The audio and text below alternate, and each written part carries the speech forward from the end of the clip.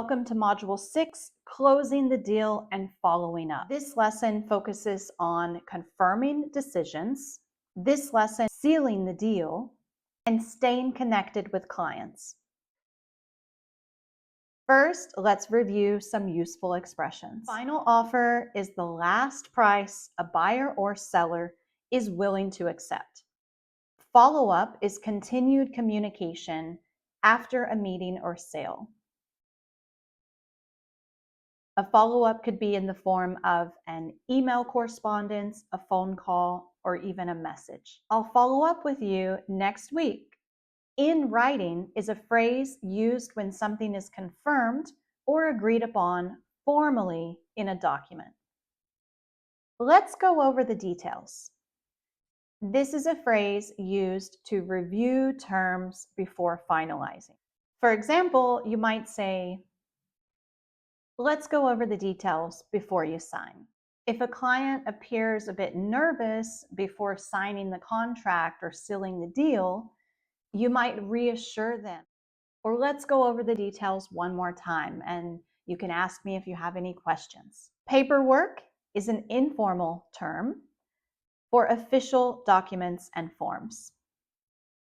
To seal the deal, this means to finalize and complete an agreement.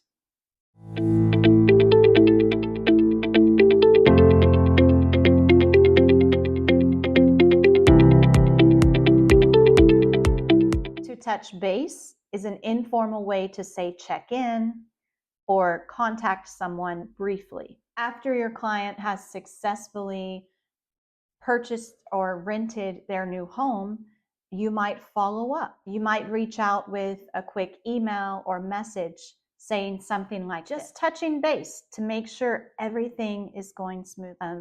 Just checking in to make sure everything is going smoothly. As with other modules, we do have a false friend that we should talk about here.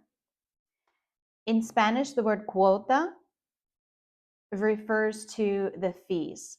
However, in English, the similar sounding word quote does not refer to fees.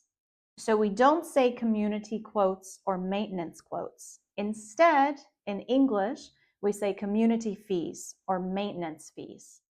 Also in English, quotes refers to price estimates. I'd also like to take a moment to discuss a grammar difference. In Spanish, it's common to say, te estoy escribiendo para explicar esto, or para ver si tengas alguna pregunta. So in English, we don't use the same preposition for in that context.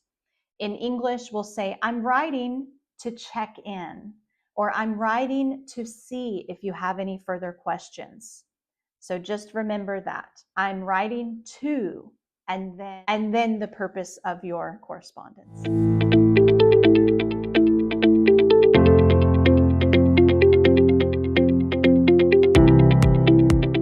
In a previous module, I discussed that the word documentation is not plural. The word documentation is actually an uncountable noun. Information works in the same way. So don't add a plural S to information. You can tell your client, let's review the information before signing. Instead of saying, the buyer said this is his last offer, in English we say, the buyer said this is his final offer.